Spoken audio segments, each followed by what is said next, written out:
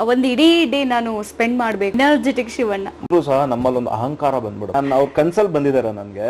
ಓ ಮೈ god, light boy ಆಗಿ ಅವರೊಂದು ಸಾಮ್ರಾಜ್ಯ ಕಟ್ಟಿರೋ ಒಂದು ಇತಿಹಾಸ ಏನಿದೆ ಅಲ್ವಾ, ಅವ್ರಿಗಿರೋಂತ ಫ್ಯಾನ್ ಬೇಸ್ ಇಡೀ ಇಂಡಿಯಾದಲ್ಲಿ ಯಾರಿಗೂ ಇಲ್ಲ ಅಂತ ನನ್ನ. ಅವ್ರೊಂಥರ ಮಗು ತರ ಅಂತ ತುಂಬಾ ಹೇಳ್ತಾರೆ. ಅವ್ರು ನನ್ಗೆ ಬೈದ್ರು ಸರಿ ಪರವಾಗಿಲ್ಲ, ಒಂದ್ಸರಿ ನನ್ ಹಗ್ ಮಾಡ್ಬಿಡು. ಫೇವ್ರೆಟ್ ಪ್ಲೇಸ್ ಯಾವ್ದು ಸರ್? ಬೇಲೂರು, ಹಳೆಬೀಡು, ಅವೆಲ್ಲ ಎಲ್ಲ ಕಡೆ ನಾವು ಈ ಒಬ್ಬ ಕಲಾವಿದರ ಜೊತೆಗೆ ಒಂದು ಇಡೀ ಡೇ ನಾನು ಸ್ಪೆಂಡ್ ಮಾಡ್ಬೇಕು, ಇನ್ನಷ್ಟು ಕಲಿಬೇಕು ಅಥವಾ ಇನ್ನಷ್ಟು ಅವ್ರ ಜೊತೆಗೆ ಮಾತಾಡ್ಬೇಕು ಅಂತ ಇದ್ರೆ ಯಾರು ಸರ್ ಆ ಕಲಾವಿದ್ರು ಅಥವಾ ಯಾರೇ ಪರ್ಸನ್ ಯಾರೇ ಆಗಿರ್ಬೋದು? Shivanna. Okay, Shivanna, energetic Shivanna. My God, is having some divine power ಅಂತ ಹೇಳ್ಬೋದು. ಯಾಕಂದ್ರೆ ಅವರ ಮನಸ್ಸು ಎಷ್ಟು ಸ್ವಚ್ಛವಾಗಿದೆ ಅಂತಂದ್ರೆ ಎಲ್ಲೂ ಸಹ ಒಂದು ಕೋಪ ಕಾಣಲ್ಲ. ಅಥವಾ ಈ ಪದ ನಾನು ಹೇಳ್ತೀನಿ ಯಾಕಂದ್ರೆ ಎಷ್ಟೋ ಜನಕ್ಕೆ ನಾವು ಸ್ವಲ್ಪ ಕಲ್ತರೂ ಸಹ ನಮ್ಮಲ್ಲೊಂದು ಅಹಂಕಾರ ಬಂದ್ಬಿಡುತ್ತೆ. ಅದು ಯಾವುದೂ ಇಲ್ಲ ಆ ವ್ಯಕ್ತಿಲಿ. ಅವರಿಂದ ಕಲಿಯೋದು ಎಷ್ಟೋ ಇರುತ್ತೆ. ಮತ್ತೆ ಅವರು ಜನನ ಅವರು ನೋಡೋ ರೀತಿ ಇರ್ಬೋದು, ಮತ್ತೆ ಆ ಒಂದು ಅಭಿಮಾನಿಗಳನ್ನ ಅವ್ರು ಯಾವ ತರ ಅವ್ರು ಸ್ವೀಕಾರ ಮಾಡ್ತಾರೆ, ಅದು ಬಹಳ ದೊಡ್ಡ ವಿಷಯ ಅದು.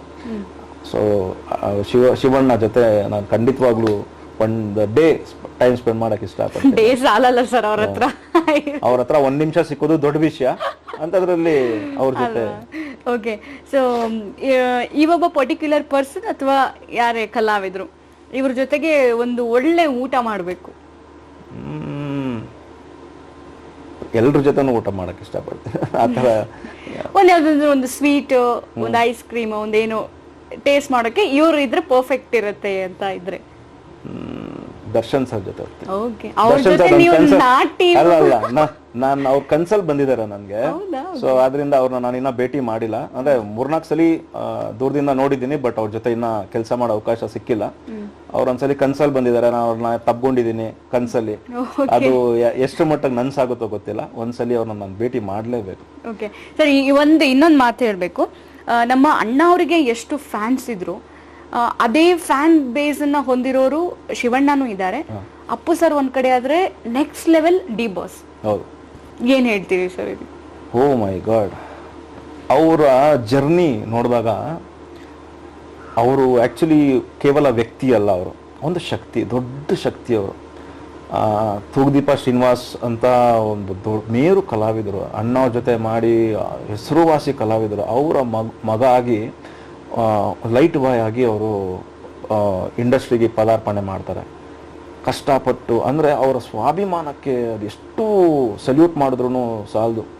ಬಂದು ಕೆಲಸ ಕಲಿತು, ಸೊ ಅವರೇ ಹೇಳ್ಕೊಂಡಿರೋಂಗೆ ಅದೆಷ್ಟು ಅವಮಾನಗಳನ್ನು ಅನುಭವಿಸಿ ಅವರೊಂದು ಸಾಮ್ರಾಜ್ಯ ಕಟ್ಟಿರೋ ಒಂದು ಇತಿಹಾಸ ಏನಿದೆ ಅಲ್ವಾ, ಸಲ್ಯೂಟ್ ಅವ್ರಿಗೆ. ಮತ್ತೆ ಅವ್ರ ಅಭಿಮಾನಿಗಳು ಏನಕ್ಕೆ ಅವ್ರು ಇಷ್ಟಪಡ್ತಾರೆ ಅಂದ್ರೆ ಅವ್ರನ್ನ ಇನ್ಸ್ಪಿರೇಷನ್ ಆಗಿ ತಗೊಳ್ತೀವಿ ನಾವು. ಇವಾಗ ನಾನು ಎಲ್ರೂ ನಾನು ಇಷ್ಟಪಡ್ತೀನಿ, ಸುದೀಪ್ ಅವ್ರನ್ನ ಇಷ್ಟಪಡ್ತೀನಿ, ದರ್ಶನ್ ಅವ್ರು ಏನಕ್ಕೆ ನನಗೆ ಇನ್ಸ್ಪಿರೇಷನ್ ಜಾಸ್ತಿ ಆಗ್ತಾರೆ ಅಂತಂದ್ರೆ ಅವ್ರು ಬೆಳೆದು ಬಂದಿರೋ ದಾರಿ, ಮತ್ತೆ ಅವರು ಒಂದು ಇವತ್ತಿನ ದಿವಸ ಅವ್ರಿಗಿರೋಂಥ ಫ್ಯಾನ್ ಬೇಸ್ ಇಡೀ ಇಂಡಿಯಾದಲ್ಲಿ ಯಾರಿಗೂ ಇಲ್ಲ ಅಂತ ನನ್ನ ಭಾವನೆ.